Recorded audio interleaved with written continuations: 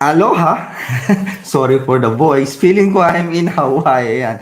Hello everyone and once again, welcome to another edition of Finance on the Go, hosted of course by yours truly, Mr. Aris Valoran aka Mr. Hardinero, a real-life gardener sa bansang Italy. But let me tell you this, in spite of that, it didn't hinder me to set higher goals for myself.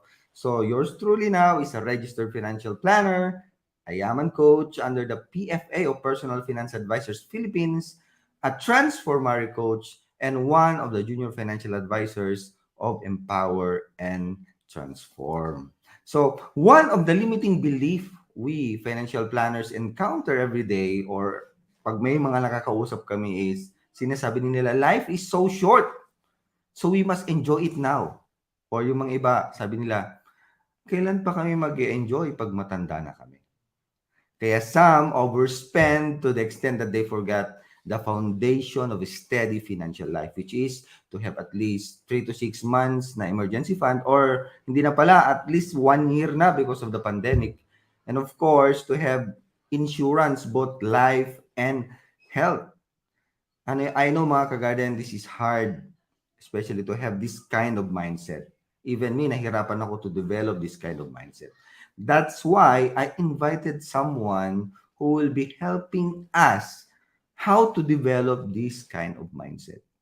Alam niyo yung pangalan niya, parang artista eh. Talagang artistahin siya. So there she go. Ito siya. She's a flight stewardess for 12 years based in Dubai, UAE, working in the first class cabin lang naman. Yan. She's the co-founder of Investicias Social Club, a non-profit organization that conducted unbiased financial seminars for Filipinos in the UAE.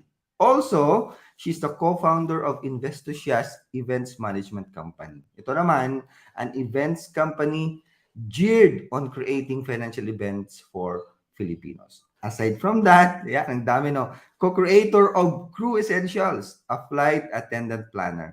Also, the co-founder of Healthy Bucket, an online store in the Philippines, and also the training specialist for service delivery.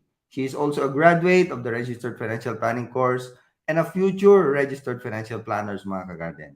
She is happily married for 11 years. Kaya sorry, a mom of an adorable 2-year-old boy, a passionate entrepreneur, ladies and gentlemen, Miss May Mendoza. Hello! Hello, Hi May! everyone! Hi Mr. Aries! Ayan, sobrang galing naman ng introduction mo kanina. Yung sinasabi mong inspirational talk. Parang introduction pa lang, inspiration na. Wow Ganon naman. kagaling si Mr. Aries. Thank you for reaching out to me, Aries. It's really a pleasure to be in your show. Thank you so much, May, for accepting my invitation. Alam mo, it's been a plan last year when ano ba yan, nung napanood kita with, no, hindi lang last year, even last year when I saw your videos with Mr. Marvin Germo himself and with Coach Jay Tolentino. Shout Ayun. out kay Coach Jay. Yeah, mag-hi muna tayo sa ating mga kasama ngayon. Andito ngayon si Goma. Hey Wow! bro! Hello. Hi, And we have Goma! yan, and we Hello! have also so si Dina. Hi Dina. Hello. MC Ayan. Seng, good evening! Yan. Okay, so I know na ang hirap talaga itong topic natin, millionaire mindset na topic may no Mm, because everybody wants to have this kind of mindset pero ang nasa isip lang nila is the millionaire.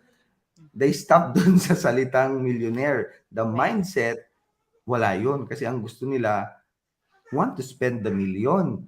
Ayaw exactly. nila yung magkaroon muna ng mindset. Ayan, yun Right. ang nila eh. But anyway, before we get to the thick of the action, ayan, umiiyak ang aking anak. Huwag kang Aside mag-alala, from, meron din ako. Baka umiyak din 'to maya-maya.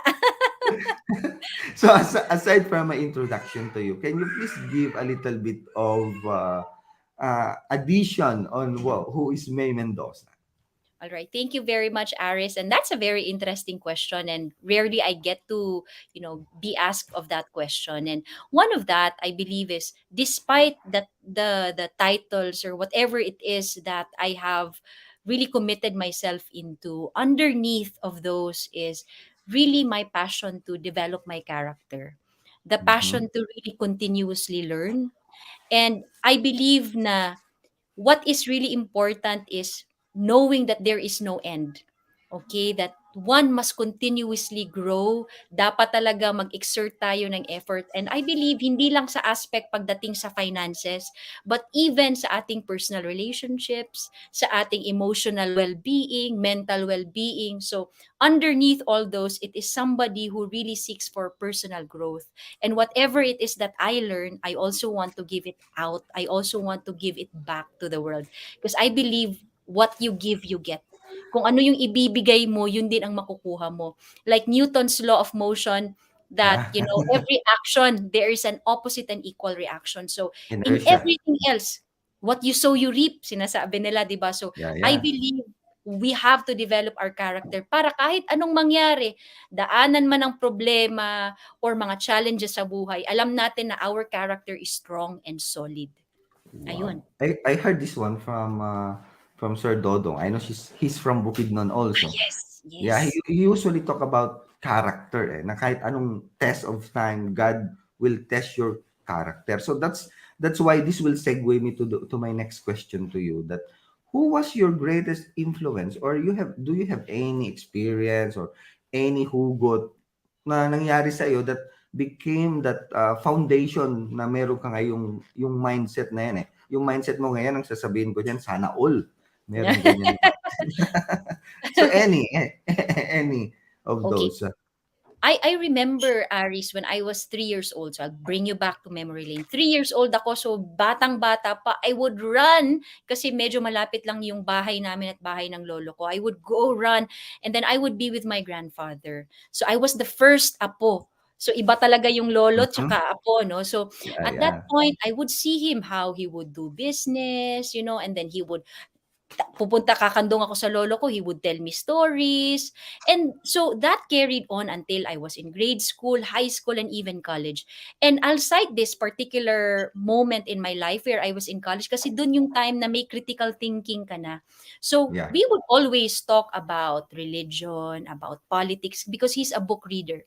Talk about religion, politics, about faith, even spirituality, not necessarily Mhm. about religion. So my world was really open at that time. So with him, I learned how to be open minded, knowing that every person has a story to tell. Okay. Wow. But also, one thing that I noticed while I was growing up is this: he was excelling in areas in his life wherein he was, intellectually very sharp. He was intellectually sharp. However, even up when he passed away, he's Filipino Chinese. So when he was younger, natural sa kanila, negosyante, no? So his father passed on a good amount of wealth for him. Pero when he passed away, Aris, most of it he lost. And when I think Oh. about it, most of it he lost. And when I think about it, my grandfather was a generous man.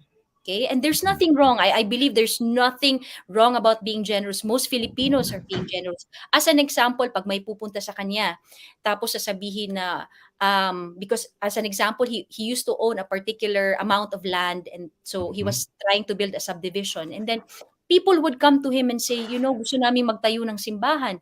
Instead of doing a negotiation, he would write a deed of donation, ibibigay niya Wow. instead of selling it. So he was that kind of man, to the point, and this led him to really losing most of his wealth. And I say, for me, if there's one lesson that I got there is, above all, before you give to the world, same as a flight attendant, before you Mhm. give oxygen to other people, oxygen to you first. And also, before you give to the world, make sure your family is secured. So in Yeah. short, and this is something I learned from my close friend also, before you expand, you have to defend. Defend whatever it is Wow. that you have. And that's something that I learned from my grandfather in hindsight now, that yes, he was a good man, and I will always carry being open-minded, a lover of books, being curious of whatever it is around. However, one lesson that I greatly learned from him is this: when we do business, defend what you have before you expand. And also, when you do business, yes, it is important to have a heart also, because we don't want to be the ruthless, or like without emotions when dealing with business itself. However, more than the heart or the mind, you must always use this. You must always think na how is my family, right? How about the generations to come? So more of defending before you expand, because a lot of people say I want to expand, expand, expand, but then your foundation is not that strong. So in the end you will lose it. So Yan. that's the greatest lesson. So, anong na-pick up ninyo mga kagarden? Alam niyo, she's a great storyteller. I have this book. I Oh, was laughing because a great storyteller, yung umpisa pa lang will make your heart melts na eh. And I could see to Miss May, what she's saying is just like a song. Ano, it's like a song. It's like notes. Ano yung sinasabi niya, kung yung mga taong may pinagdadaanan ngayon, it's like a note that will complete that's wow. something that they have right now. So, ang nakuha ko talaga dun is, yeah, you need to defend first. That's what we are teaching naman as a Yes, financial advisors, right? Before na, sabi nga ni Chinkitan, I always hear this one from him, na bago ka mag-save ng isang taong nalulunod, bisyo na marunong ka munang lumangoy. Kasi right, kapag hindi ka right. marunong lumangoy, parehas kayong malulunod. Di ba? So, I hope may nakuha kayo doon mga karin because what she told us, napakarami. It's very juicy. Ano? So, right now, Miss May, with that experience, what Right. does now makes you very motivated? Or sabihin na lang natin motivated and focused at the same time, how are you maintaining it? Okay. You know, also what I realized, Aris, is that motivation, being motivated, sinasabi nga natin, I feel motivated. One thing that I realized as I grew older is motivation is a feeling. And because it's a Yes. feeling, sometimes you will feel highly motivated, sometimes you won't even feel motivated at all. So if you rely your performance based on your motivation, you are highly likely to not really push it through. So walang endurance na mangyayari because again motivation is a feeling. So for Mm-hmm. me what really keeps me going is I go back to my character building aim. And one of that goal that I really want is to have the commitment that when I put myself to committing to self growth, then I must do it. So that Amen to gives me that. the focus. It's my desire to be committed, not just to other people, but to commit to myself. Kasi how can I be trustworthy to other people if I can't be trustworthy to myself? How can Mm-hmm. I say, commit to me? Halimbawa, magkakaroon tayo ng negosyo, Aris. How can I say, Aris, you have to commit to me because I tell you I am going to do this and this and this. Pero ako mismo, when I say I will do this to myself, I cannot even do it. So it's really about, hey, I have committed, I have said this to myself, more of self-talk and self-love. I must do this. As an Yeah. example, I have this journal. It's bullet journal. I don't know if you are familiar of that also, Aris, but it's a way of journaling. So I do bullet journaling every day. So there was a Mm-hmm. time wherein, alam mo yung syempre may anak ka, my son was Yeah. 8 year old then. So sinasabi ko, ano na, pagod na ako. So I won't na, isusulat ko na lang sa cellphone. And then I just realized na dumating ang araw na hindi ko na kahit sa cellphone, itutulog ka na lang kaysa magsulat ako sa journal. And then I went back one day and I said, wow, that's 3 weeks of my life I missed. Hindi ko na na-monitor anong nangyari. So I said, no, I have to give credit to myself and I have to commit to myself. Now, when I say I will journal, I have to commit to myself. And ever since, I have never failed. So it's every day, whether I'm so tired or not so tired, I do it. So again, it all goes back to oneself, Aris, your commitment to yourself, not to others. And this is something that I used to do when with Investusias. And I always tell them, run your race. You don't look at other people. You don't look at, si Aris magaling, then no. Run your race. Be a competitor to your own self. Am I better than yesterday? When I said I commit, am I really committing? 'Di ba? So that this is when you wake up in the morning, you look at yourself in the mirror and you say, you know what? May, I really like you. I like you for who you are, even if the world will tell me that, oh, this is her like this. But no, I like you because I know you have the character. So yun. Yeah. Yun. Yeah. Amen to that. Eh, and andito si I don't know if you know her, si Coach Elu. Nasa Dubai din siya, Eleanor Pangan. Hi! Yeah, Hi! and we have Eleanor also Pangan! hey, hey, Jay! hey, Coach Hey! Jay. Hey! Hey! Ang galing nung Forty-M. sinabi mo. Ewan kung yesterday ko yata napakinggan sa ito during the webinar. a quote from our tatay Warren Buffett. Oh, yeah. Ang Oh, sabi, you you don't need, tinapos mo. yeah, yeah, you don't need to be the smartest. Right, You just need to be the disciplined one. Di right. ba? So, yun yung Yes. sinasabi ni May eh. No? Do- You run your own race. You have your own pace. I do remember when somebody asked me, Mhm, uh, what do you do? I told them, we are living in our own box. We have correct. our own box. It's just that my box is different from yours. Mhm, My box, I could say that it's a very ambitious box. mhm, But here's what I want you to know. I run my own race. I look inside only my own box and I do not like to see others' box because that's not my goal. That's not my box. So anong gagawin ko ngayon? I will just focus on what I have right now because I exactly. do really believe that whatever you focus on in life expands. So kung if Wow, you put time into it, if you put study into it, if you put learning into it, if you put mentors into it, there's a tendency na ma-achieve mo 'yon.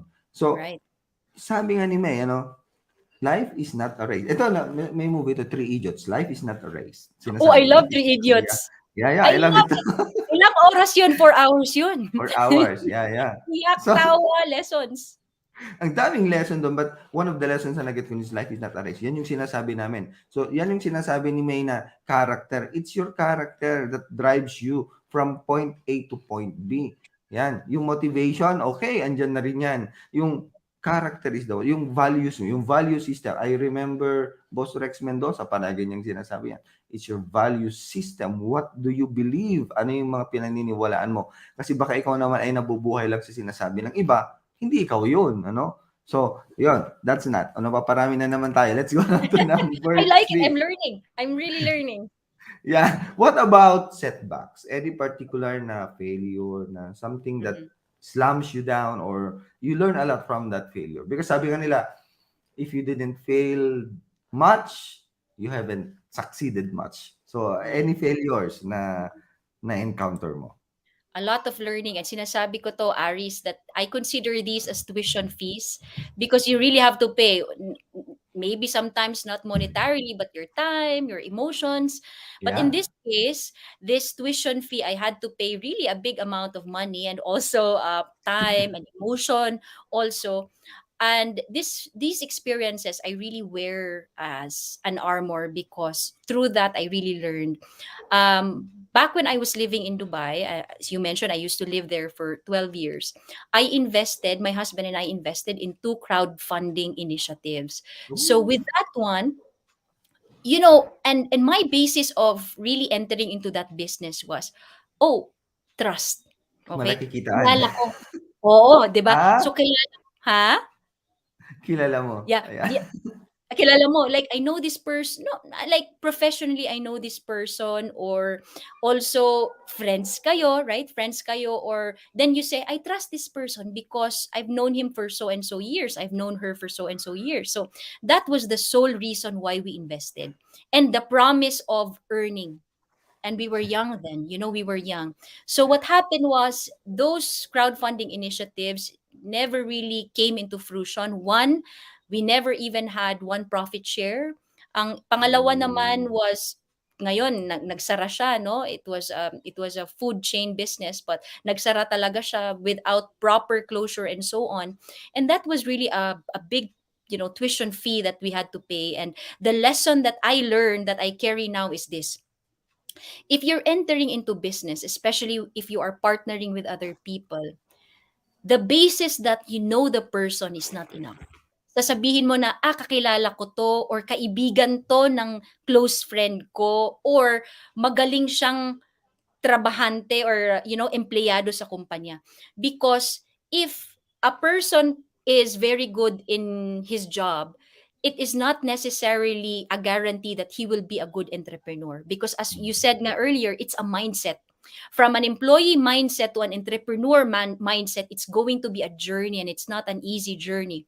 So at that yeah. point, those people that I know were amazing employees. But when it came to business, this is one thing that I learned. You have to look at their track record. Ano yung history?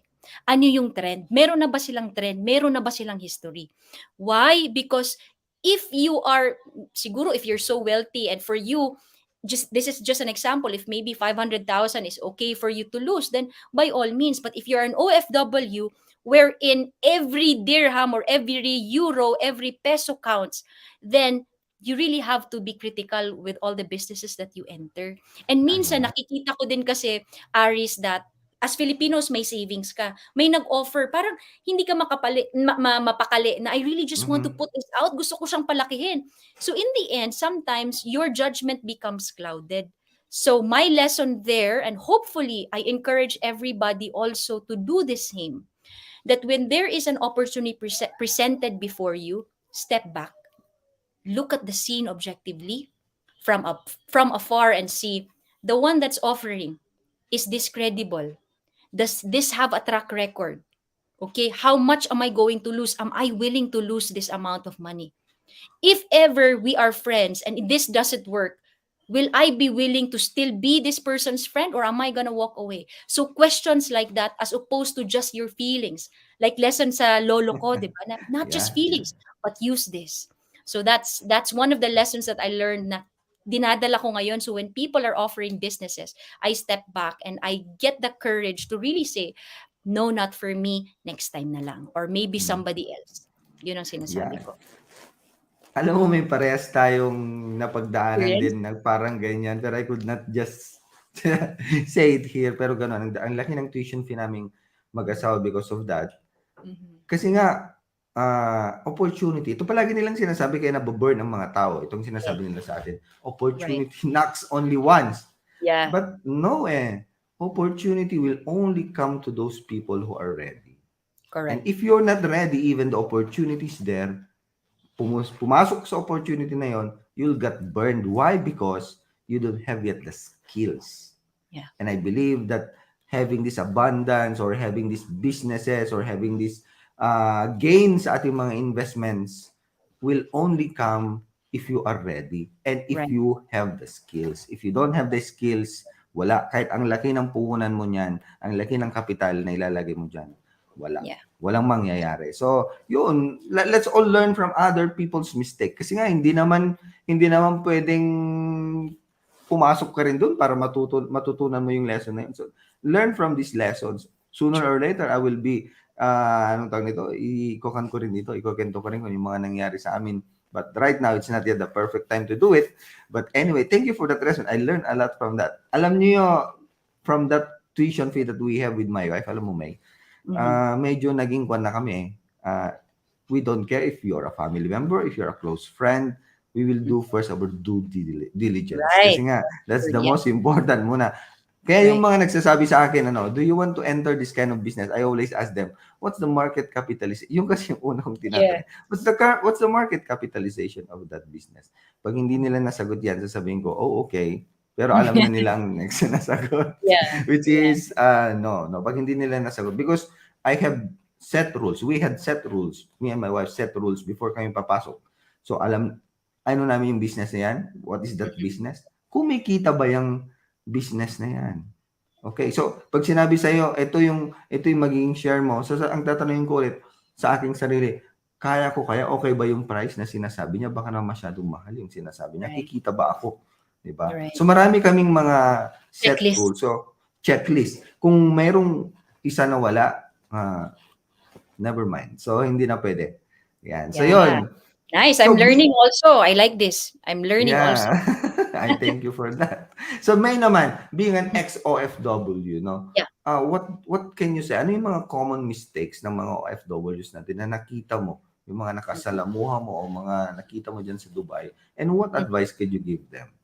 Okay. This is an experience also that I, underwent when I was fairly new, kasi naging OFW ako, Aris. I was 21 years old. So batang-bata pa Wow. ako.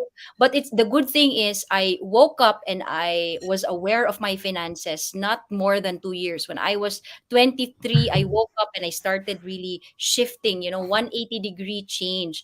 But here's the thing, every time na minsan pag nagko-commute ako and sumasakay ako ng taxi. So yung mga taxi driver doon sa Dubai are minsan konti ang mga Pilipino but maraming mga iba't ibang lahi. Okay? And usually pag minsan may conversation pag traffic, sinasabi nila, Filipinos, ayan nga, ganun na. Yung Filipinos, I don't understand why. Kasi halimbawa, yung sahod is 50,000 or 80,000, they would first buy a new cellphone. Ayan, uunahin ang cellphone, sasabihin nila. And the thing is, and I would, because for them, sinasabi nila they would rather save than buy a phone. It doesn't matter to them. Yun yung sinasabi naman nila. But again, that's their opinion. Pero yun daw yung naobserbahan nila na why is it daw yung Pilipino mas uunahin yung gamit. And I thought about it, but also when as we established Investusi as yung finance events company nga namin, and then we get to talk to a lot of people. And one thing that I saw is, bago ka umalis sa Pilipinas, may pangarap ka. So, Mhm. say for example, may pangarap ka that you want your situation, economical situation, financial situation to be better. That's one reason why you went abroad. Most probably, like for example, be it kung single ka or may asawa ka, sasabihin mo talaga kailangan ko mag-abroad. Oo, may trabaho ako dito sa Pilipinas, but may mas pangakong mas malaki akong kita sa doon. So, hopefully my situation will be better. And sometimes, siguro Aris, it depends when you arrive there in the country, sometimes you forget your dream. And or sometimes without really knowing that you get to put your money on things that don't increase in value.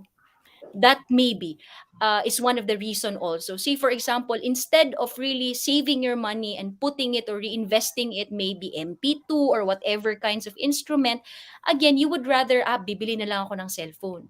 And the Mhm. thing is, when you put your money on things that don't appreciate in time, then your money, basically, you don't get the most out of your money. And the reason why, again, we go back to your dream. What was your dream? Right? Your dream was so that you become better financially and economically. So I think also, do we blame the Filipinos or when myself? Do I blame myself for that when I was 21 and I was in debt? Credit card debts ko back then before I woke up was really big. And I say also maybe it is because finances or personal finance was never taught in school, right? Yeah. Finance was never taught in school. How to handle your money was never taught in school, let alone it was never discussed in the household. Hindi siya Mhm. napag-uusapan. So, I don't think it is the fault of, kung ano yung mga Kanino man. right? Hindi natin kasalanan because we never knew. And I think then it becomes a problem when you have already attended a seminar, or now that you have opened your eyes na alam mo na that you have to put your money in an investment and still you don't do anything, then that becomes a problem. But for me, what I saw it is this. A lot of the Filipinos didn't know. But on my time when we started Investuses and people were attending seminars already, a lot of them really, majority, 99% really did a 180 degree and say, you know what, now I know. Because noon, hindi ko alam. But then, yun nga, ang isa sa akin na nakita noon at that time when I was there is this, people or our kababayans and myself as well, back then would put my money in something that would depreciate and not appreciate. So the key there, the solution there is to be very critical. Saan ko ilalabas yung pera ko will this appreciate. And again, kung maglalabas ka man ng investment, the same as you, dapat may checklist tayo. 'Di ba, nasusundan para hindi tayo ma-scam. Para hindi Tama. tayo kailangan ding tignan. Yeah, you're right. Kasi meron tayo itong mga OFW na katulad natin.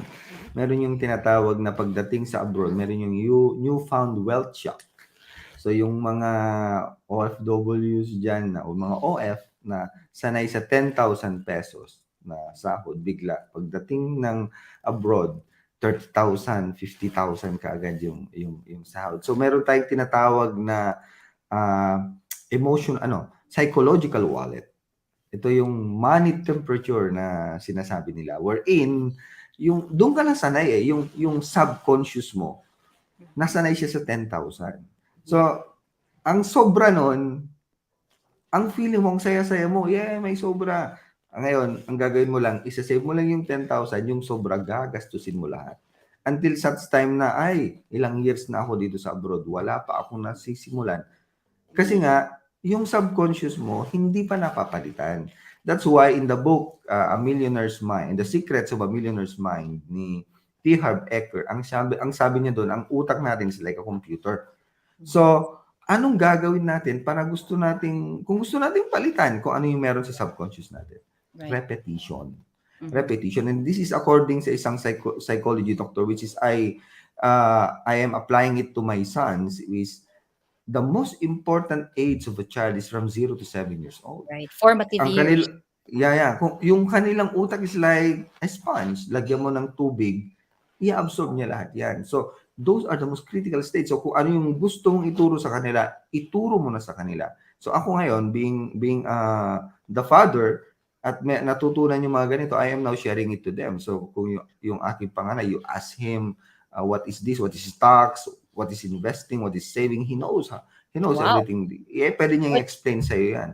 Good. So, it start it inside the household. So, ikaw naman ay paalis pa lang sa Pilipinas, for example, dapat pag-usapan na ninyo sa inyong family. Ako'y lalabas, ako'y pupunta ng abroad, hindi para bigyan kayo ng luho, kundi ako'y mag-abroad para ako'y magtatrabaho para pagdating ko ulit dito, meron tayong business o meron tayong sustainable income na mabubuhay tayo ng payapa, ng maganda. Yun, sinasabi mo na kung ano yung goal mo sa inyong family para naman pag hindi ka nilang isipin na, oy, pupunta si daddy sa, for example, sa Dubai o sa Italy, bibilhan kami ng mga ganito, bibilhan kami ng ganito. Ang mangyayari na niyan, ang tingin na nila lang sa'yo is ATM. Parang, pahingi po ng That's pera, pahingi po ng pera. So usually, yun din ang nakikita natin na problems o mga mistakes ng mga Filipino. Aside from that, yung walang emergency fund, walang life insurance. So true. kapag ang laki ng sinasahod, nagkaroon ng pandemic, kinapitan ng sakit, anong nangyari? Utang. No? Sa ayuda na lang aasa kasi nga Mm. yung sahod nila, ginastos nila lahat sa pleasure. Hindi sila nag-save when the rainy day comes, sabi nga nila. So, Mama Mia, wag naman sana matuto tayo dito sa mga experiences na maganito para pagdating man ng rainy day na sinasabi, meron tayong payong na Mhm. hawak-hawak. So, Mhm. let's aim yung lalong-lalo na yung emergency fund and Right. yung health insurance, life Mhm. insurance na yan. Ayan ang Very. mga kwan natin Mga kwan natin yan, mga bakod natin. I Yeah. remember in the book, The Richest Man in Babylon, sinasabi niya dun Oh, yung yes. bakod ng buong Babylon, hindi matibag-tibag. Why? Because it's made of steel. So, ibig Correct. sabihin nun, kung meron kang insurance o meron kang emergency fund, dumating man ang pagsubok, matatag ka pa rin. Sabi nga ni Rex Mendoza, a well-rooted tree laugh at storms. So, if we are well-rooted, we will just laugh at this one. So, sabihin lang natin, well, lilipas ka din. Ayan. So, Yes. importante, points, tanda natin mga kagarden, teach our family members. Kailangan natin ituro. And then, sabihin natin ang ating sitwasyon. Kung nandiyan ka na sa abroad, sabihin mo ang iyong sitwasyon. Hindi ganito kadali maghanap ng pera, magtipid tayo, turuan natin sila. And then, for ourselves, yung sinasabi natin, gawin din natin. So, kung ano man itong meron dito sa atin ngayon, it reflects kung anong buhay natin.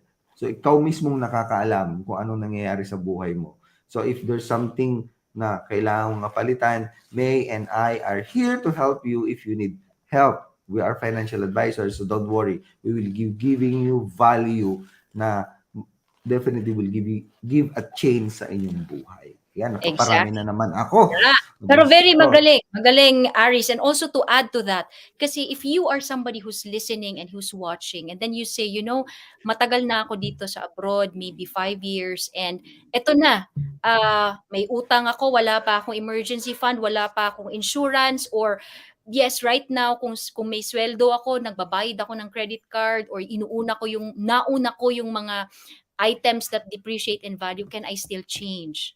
Can I still do something about it? And here we are, Aris and I are here to tell you, yes, there is. As Yes, long yes. as there is today, now, you can still change. And as a testament, when I was 21, at 23, I changed. Yes, you can. And I'm a testament to that. So hindi po huli ang lahat.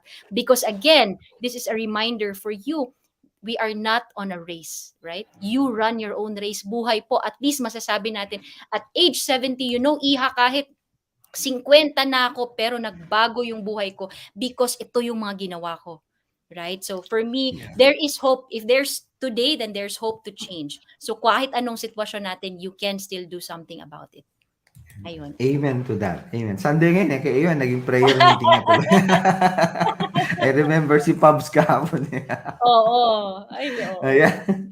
So, okay. Medyo mag-shift pa tayo sa iyong experience naman sa Invest to Shares. Let's talk about your business naman. Mhm, So, yung Invest to Shares, Crew Essentials, and Healthy Bucket. mhm. Could you elaborate what does this companies does? Ano mga ginagawa ng mga company mo? Okay, so I have Investusias. I had it. We ran it for 5 years. Investusias Mm. is a financial events company. So we would, we would create accessible, unbiased, meaning neutral siya, and also accessible events. Meaning, if you're a Filipino and you are looking for a home wherein masasabi mong gusto ko mag-attend ng seminar pero ayaw kong bentahan ako. Last minute Yeah. bebentahan ako ng produkto or gusto ko mag-attend ng events simply for learning na alam kong walang pinapanigan. That was Investusias was for, and that's what we fought for and we stood for 5 years. And we were really proud of that because we were really neutral. May mga sponsors but they were never allowed to sell because again, what we wanted to do was a neutral information. That's good. Secondly was Crew Essentials. Crew Essential is a flight attendant planner, and this is something that myself and my close friend created kasi mga flight attendants nga kami and we used to write our flight details sa isang notebook. So one day we said, why Mhm. don't we create a planner na hindi lang siya notebook but after so many years, pwede mo siyang gawing memorabilia. So we created that. Actually, Marvin Guillermo is also our partner. So he helped us with that, come up with that. So three of us, tatlo kami. So that's Crew Essentials. It's a flight attendant planner. And number three naman is Healthy Bucket, which is geared towards showcasing healthy products. And now we're starting with Adlay or Job Steers, and this is like rice pero mas malaki yung butil niya. And then Mhm. this has benefits such as it's anti-diabetic, it's anti-cancer, anti-inflammatory, it lowers your cholesterol, it has fiber, so on and so forth. But even though this might look like different kinds of products or different kinds of backgrounds, Businesses, yeah. businesses. But the common ground there, Aris, is really I want to commit myself to things that have or to initiatives that have utility. Meaning that the people that will try it or attend it or buy it will really find meaning and utility there, because in businesses I believe, well, it's going to be a business with a heart, na para sa akin, it's not just because I feel na kailangan mo or I want to market it in a way na kailangan mo. But no, for me, I feel that ako mismo will benefit from it and I also want to spread it. Again, it's the same. Sa Hardinero, it's the law of sow what you sow and what you reap. So it's the law of the farm. It's the same as that. Really na what I want to put out there, the commitments, the businesses I do will always have utility, because what I believe is again what you give, you get. So Yeah. those So are the background. yeah, so follow up to that. What's now the greatest lesson na natututunan mo as an entrepreneur? Greatest lesson as an entrepreneur, it is Yeah. really this: when you do business, it is important that you look into the risk and the reward. Very important, whatever it is that you do, not just business, but even whatever investments that you go into, risk and reward. How much is my downside and how much is going to be my upside? Say for example, may lalapit sa iyo, oh, crowdfunding. Mag-invest ka ng isang petrol station, you invest 500,000. There is no guarantee as to how much profit share you will get every year. Most likely kukuha ka ng 10% siguro. If things are better, you will get 10%. So say for example, 500,000, you get, maybe hindi daw guarantee, 50,000 a year. So in that case, 500,000 is your risk, 500,000 is your downside. So you have to ask yourself, am I willing to lose that 500,000? Okay? Correct. Kasi yung reward mo is 50,000. Willing ba akong mawala yung 500,000 ko for the reward na 50? So if you are para sa'yo, then go ahead, right? But if you think medyo hindi, parang hindi eh, kasi hindi naman guarantee. Tapos first time, tapos titignan mo na yung track record or first time siyang magtatayo ng negosyo na ganito, wala siyang experience. He is a good employee but wala siyang experience. Then maybe this is a time, once you've balanced things out, the risk is too high. The downside is too high that I don't want to risk, then you say no. As an example, another example naman is right now, I don't know if you've heard about Axie Infinity. This Yeah. is one of the online games. You can buy an account worth maybe siguro 50,000, average na yan na team ang makukuha mo. So that's 50,000, and then if you want to hire a scholar, gusto mong investor ka lang, if the market is good, then most probably you could get, when the market's good, 5,000 pesos per month. Okay? So if you compute it, 5 times 12, that's 60,000. So here's how you compute it. Your risk there, one time shell out mo, that's 50,000. That's your risk. That's your downside. And your upside is 60,000 a year if the market is It's good, good. Yeah. right? So this is what you think. Now, how much is the risk? Risk is 50,000. Can I lose it? Yeah, I can lose it. Yeah, it's okay. I don't mind losing it. The risk, it's greater than the reward is greater than the downside. So I'd say, for me, then okay, I'll go in and I'll invest. So things like Mhm. this. So as an entrepreneur, always weigh before you even enter into a business, what's the risk, what's the reward? Are you willing to eat the downside? Can you live with the downside, just rather than just looking at the reward? Because most often than not, we look at the reward more than the downside. Ayun. Ang dami ko napulot doon because I'm not a business, I'm not an entrepreneur mind. Alam nga, nakatulad ni Meno. I am siguro natin investor mindset. I have that mindset being an investor. Pero ang natututunan ko dyan, no, katulad din sa investment yan eh. You should know your downside and your upside. Katulad ko na isang value investor na bibili lang pag there's really that great chance para makabili.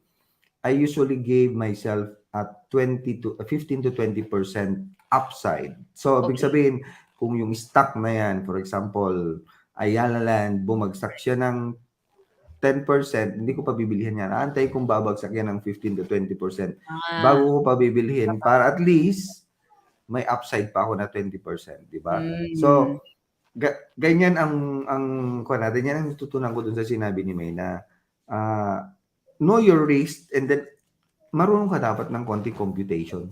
Alam mo? Mag-compute ka rin ng konti, hindi yung kita na kasi yung tinitignan natin eh. Yun ang problem sa Yes. atin eh. Kita, uy, malaki ang kitaan dito, ganito, ganito. Eh, hindi mo pala alam, malaki ang kita kapag, ayun, meron siyang kan eh, meron Yes. siyang Yes. kapag. Oh, yun eh. So that's the True. problem. So, pag hindi ka marunong sa ganun, and ang ginawa mo lang is gaya-gaya putumaya, dahil yan yung trending, ano ba yung mga trending ngayon, cryptocurrency, yan Mm. yung trending, pumasok ka na the skill is not there. Ito yung napaka-importante. Skill. Sabi nga nila, the most expensive real estate, ang alam ng karamihan, is outside of us. No, it's inside of us. And it's our brain because our Right. brain is the one who's creating all of this. And everybody wants to have a piece of this one. So that's the Correct. reason why it's the most expensive real estate. And I could say the most precious gift God had given to us. Why? Because this is the one who's creating lahat ng meron tayo. So, gamitan natin ito, mga ka-garden, Yes. gamitin natin ito. Sabi nga ni May Mapapa-amen tayo kanina. diyan. Kasi Sunday naman, mapapa-amen tayo diyan. I agree. Ay, I agree. yeah. And also, Aris, if I may add as well, when we talk about millionaire mindset, a lot of people are very successful in the world, but when it comes to their family as well, it gets sacrificed because you really want to achieve, I want to get this, I want to achieve this, to the point that when you look at the family, maybe they're not close, siguro yung hindi close sa asawa, maghihiwalay na. Hi, So Ma'am it's also, Salve. oh, hi. Hello, hi. So, hello, hello, Miss Salve. So, this is also the point that I think it's important that if you really want to win in all aspects of your life, so that means in your emotional, in your family life, in your business, and in yourself also, it is important, equally important, to look at your family and accepting whatever business. As an example, risk reward principle pa din, Ari. Say for example, somebody, and I'll cite this as an example, my husband. So when we decided to come home, kasi after 8 years saka pa nabuo si Noah, saka dumating si Noah sa Mhm. buhay namin. But we were ready. And from the first month that we got married, we were already saving. We saved up for his college fund, we saved up for for my pregnancy fund, and also for my maternity fund. So I was already preparing. So when he came, we knew that we were ready to go home. So that was the decision. We went home. So my husband resigned. I went home. So to raise our son. And then recently, I think last January, my husband got a call from the company and said, "Oh, we want you back. So we want you back, and we know that you're in the Philippines. So para ma-relocate ka, we will be offering you a better deal." So this is where risk and reward, wherein you can also apply this. And this is where my husband and I sat down, ano ba yung risk? So the risk is, he goes back, okay, he will be working at 6 o'clock, he will come home at 7 o'clock, pero pag closing, because he's an accountant, minsan makakauwi ng alas 11 ng gabi, right? And that would be, sometimes maybe, sometimes including weekends. Okay, and what are the rewards? The reward is this amount of money. Now, the question there is, objectively, can we find that amount of money here? So something like that. So when we decided, actually, that amount of money we can do with whatever it is we're doing now, we can actually get it. So Mhm. having said that, this is the downside. The downside is losing our family and looking into what is our priority. Our priority Yeah. is our family. Our priority is raising our son. So whatever it is, the reward, we can adjust, right? Or the reward, we can do it here, also in the Philippines. Just double time, but we can do it here. And so that reason led to saying no. So again, the risk and reward principle, you can also apply that in your life, not just in your businesses, investments, or whatever it is, monetary mga negotiations na gagawin mo, you can also apply that in your life. And Another use amen to that. Sunday naman eh, kaya pwede, Sunday naman, amen. oo. Ayan. So talaga, ang ganda talaga. Ang ganda ng sinabi mo. I remember, ito na naman yung palagi natin napapakinggan from our mentors, that whatever you do in life, you must anchor it with the most important. Ano ba yung mga most important? Ano, sino ba yung mga most important sa'yo? To me, if you ask me, it's my family. Right. So, gagawin ko rin yung ginawa mo if that's the case. Because ilang beses na rin akong sinasabihan na, okay, uwi ka na ng Pilipinas, ganito, ganito. Pero sabi ko kay Maricel, kung hindi kita kasama, hindi ko kayo kasama, kung magre-relocate ako, kasama kayo. Kung hindi kayo sasama, hindi rin ako sasama. That's the reason why I gave up yung kinakento ko sa iyo kanina, I gave up my career in the Philippines just to be with my wife, and now we have two beautiful children Wow, na yes. inaalagaan because Mhm. for me, the most important is my family. Yan. So let's Yes. talk about naman being you as a wife. How do Mhm. you particularly manage your finances? Sino bang humahawak, si husband ba o ikaw, and how do you teach your son? Yan, I'm Okay. very curious about this Curious. one.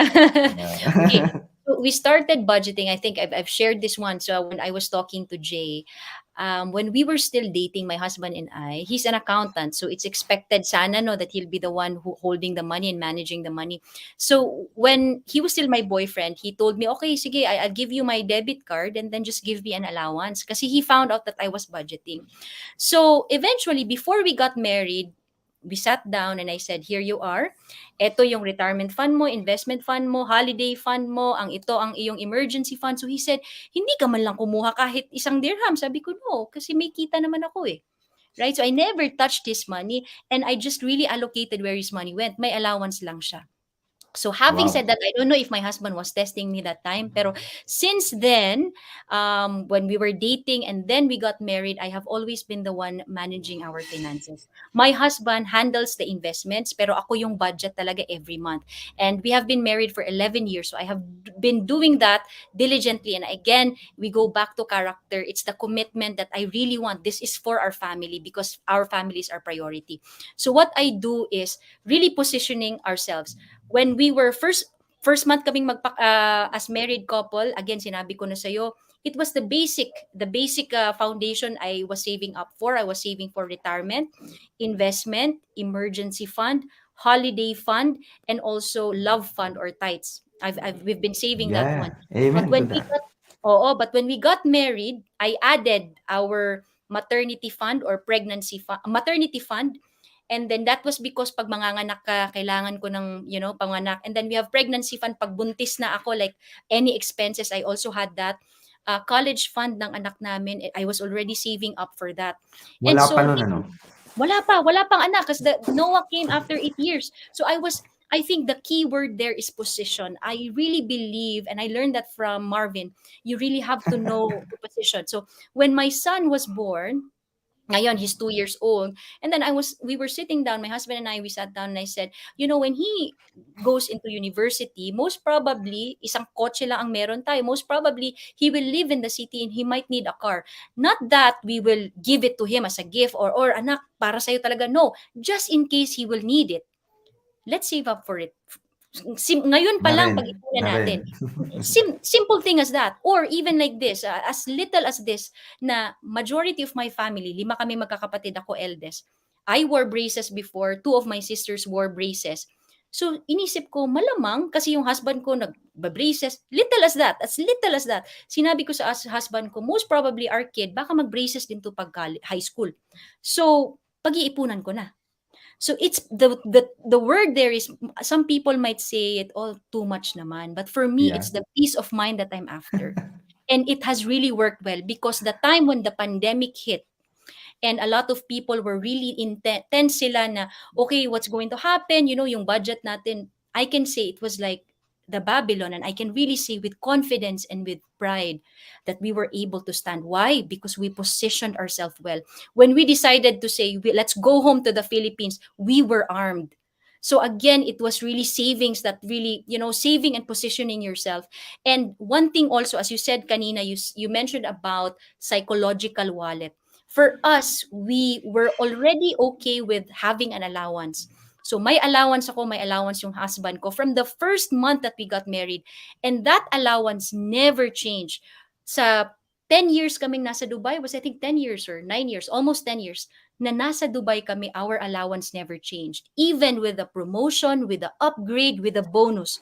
So every time, pag merong darating na, oy, promotion, first thing that would come into our mind is, saang budget natin siya ilalagay? Emergency, retirement, investment, holiday, saan natin siya ilalagay? Pag may upgrade or pag may promotion, saan natin siya ilalagay? It has always been like that. So right now, especially that my husband trades, he's an NFT trader. So anything else, pag may sabihin siya, oh, I sold this. So para sa akin, I would already have a list. This is where we're putting the money. But if you look at the one, there's never a place where sasabihin natin it's a spending. No, it's more of really, it's all saving and really investing. Saan natin i-reinvest? So again, I believe it's habit. And now my son, as you asked, my son is 2 years old. He's Yeah. turning 3. So for me, right now, I think he is growing up with the really, I think yung sanay siya na ako at saka yung asawa ko are talking about money. It's casual for Mhm. us. Habang andyan yung anak ko, nagda-drive kami, we would talk about money casually. Now, maybe he is not able to really comprehend it Understand. all. Yeah, but it's really just, letting him feel that numbers will be part of our family. Numbers and figures will be part of our family. But what I can all now that I can tell you now, even though he's still little, one thing that I will really teach him is hindi siya, I wouldn't mind if he will not excel in academics. It's okay. What I will really teach him is math. Plus, minus, divide, times, and also compound. The power of compounding interest. Compounding. Yeah, that is definitely what I will teach him. And also, as young as they are, I will teach him how to do business. Magbebenta ka ng candy sa classmate mo kung pwede. Or, things like this. I will really teach him that because, as alam natin yan, Aris, you were a professor. Money was never taught in school. So the Yeah. only hope that we can have, rather than expecting the government to change the system, it's really us starting it in our family, in You're our right. Yeah, you're right. I'd learn a lot. Ang dami ko na pick up dun sa sinabi mo, especially sa anak mo because I am also like that with especially kay Brian yung aking panganay. Pag nasa sasakyan siguro even yung mga kasama namin dito sa bahay na rin na ewan ko ano how do I term it. Every now and then yan yung topic.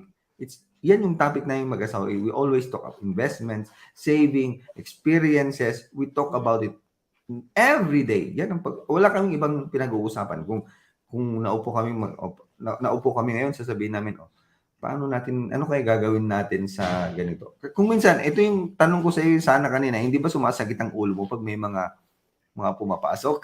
Kasi sa amin Gusto. sumasakit, eh. Kasi ang problem ang problem saan ilalagay, lalo sa akin being the one who handles the investment. Ah, you're the one. The Ano investment. yeah, Who the budget? investment part. Who My budgets? wife, Okay. my wife daw. So sabi ko, "Saan ko kaya ilalagay itong investment na 'to? I need to study na naman, ganito na naman." Kasi kailangan mong i-study, eh. For example, you just buy a simple stock. Hindi naman puwedeng, "Oh, bili na ako niyan." Hindi naman puwede, you need to study. Papasok ka ba, at what price? At what Right. price na naman? Siyempre Right. pag-aralan na naman. Ano na naman yung PE ratio ng company na 'yan, kung mura ba Galing, oh. papasok ka na ngayon, 'di ba? Galing, oh. Oo. Yun ang sakit sa ulo, eh. And alam mo habang nagsasalita ka kanina parang natatawa ka dun back of my mind, parang nakikita ko si Paul Marvin Garmo. Oy, we do that also when we talk really about, saan nilalagay, sayang naman, yung Yeah. gano'n.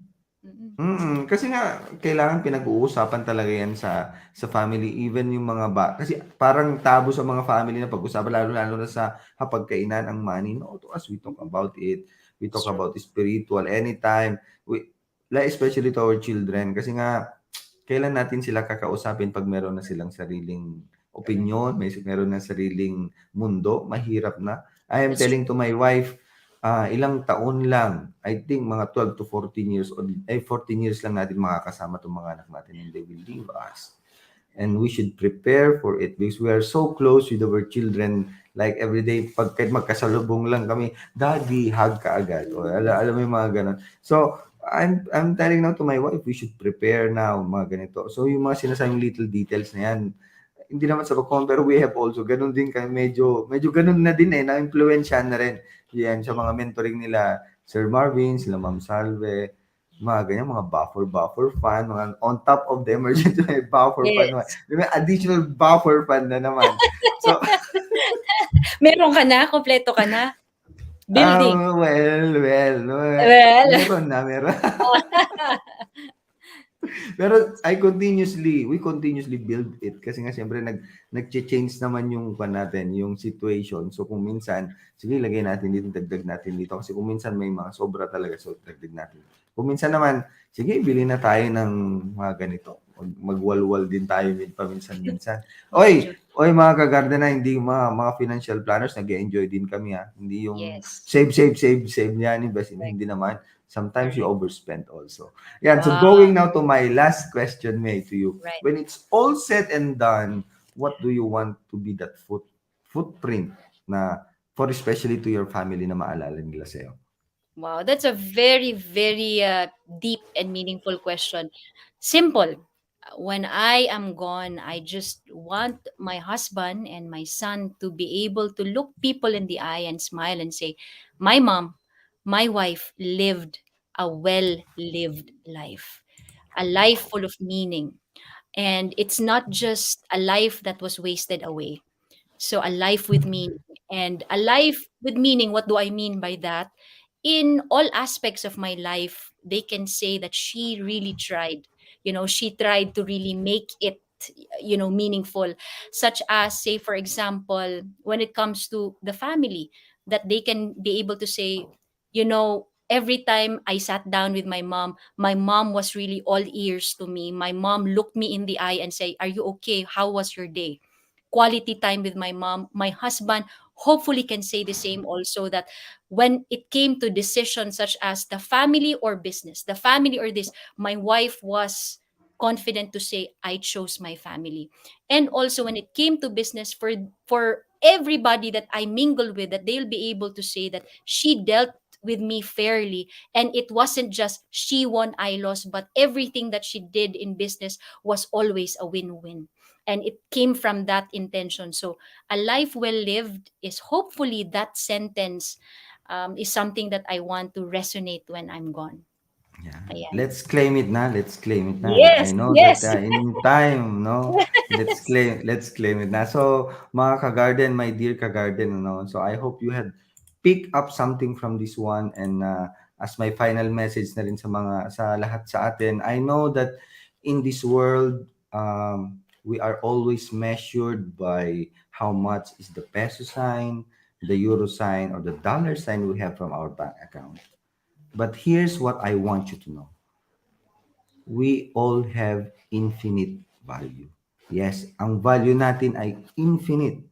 God created us in this world equally. And as I've said a while ago, He gave us the greatest tool, the greatest gift, which is our brain, for us to be fruitful into our lives. That's why if you're watching right now, or you will be rewatching it later, or you're listening right now, here's what I want you to do. As I end this Millionaire Mindset series, I want you to take a piece of paper and then, of course, a ball pen or a pencil. Write down all your goals, and then don't forget to put an amount on each goal. And then after that, tell to yourself, this is going to be my benchmark. Dito ako magsisimula. And now, that's the time for you to start developing a system, developing a habit, developing that mindset. The millionaire mindset na sinasabi namin dito for you to reach this goal. And I know this is not easy. This is hard. I know na may mga times na you will say to yourself, ayaw ko nang gawin. There are times that it's so hard to wake up in the morning. But here's the thing. I know that during those times, God is just shaking you and telling you, my son or my daughter, I am reminding you, I am shaking you right now for you to become the best version of you. I am shaking you right now para naman ilabas ko or to bring out the best in you in preparation for that better of you. So mga kagarden, I will end this one with the quote from the movie Kung Fu Panda. Ang sabi niya doon, yesterday is a history. Tomorrow is still a mystery. Today is a gift. That's why it's called present. Therefore, start right now. Start today. Start developing this mindset. So, ang drama ng aking conclusion, mga garden. Thank you so much, May. Thank you so Thank you much for this too. Thank you too. wonderful conversation. Sana in the future, I will be able to invite you again. So, saan kanila pwedeng i-reach out kung may mga gustong mag-reach out sa'yo? Oh, wow. So, again, thank you very much. If you have really stayed until the end and really stuck with us, with Aris and I through this whole episode, I really thank you and hope I gave value and meaning to your evening or to your afternoon as you tuned in. And as I end and as I see you again, I hope and might I encourage you to continue to really have that effort to grow and to learn. Why? Because it is in movement, it is in exerting that effort that we will grow. It's the same as a flowing river. A flowing river continues to give life, but if there is no flow, it's going to be like the Dead Sea where nothing will survive. So we must continue flowing. There must be effort in our lives. So if you want to know more, actually we have our YouTube channel, my sister and I. We will be posting videos soon. It's in May X May, or you can type my name, May Mendoza, in YouTube, and hopefully you can, join. And it's a community of us learning, really. And also you can, in our YouTube channel, or you can PM me if there's any questions that you want in my Facebook page, May Mendoza. So there you go. Thank you very much. And thank you, Aris, for this opportunity. I really learned a lot from you as well. And I enjoyed being with you, spending time with you in this Sunday evening, Philippine time. Yan, thank you so much also, May. So, mga kaibigan, mga ka-garden yan, please do follow also Mr. Hardinero sa Facebook, or you could add me sa Facebook na rin, Aris Baloran. And also, please do follow also my mentor, Miss Salve Duplito, sa kanyang mga episodes o sa kanyang mga social media platform handles. Ito yung Salve Says on YouTube. Lahat na yan, YouTube, Facebook, Twitter, TikTok, Kumu, Instagram, lahat na yan. And then, you could also visit our website, www.empowerandtransform.ph. Also, if you want to be a Yaman coach just like me, you could open also pfa.ph o Personal Finance Advisor Philippines. Ito ay under kay Sir Efren Liamas Cruz. Or if you have If you want to know something about this one, if you need a friend, sabi nga nila, call a friend. So, if you are looking for a financial planner that's always on the go, look for Mr. Hardinero. And look also for May, mga kagarden. So, bye-bye. Have a pleasant Bye, Sunday, guys. everyone. Bye, guys.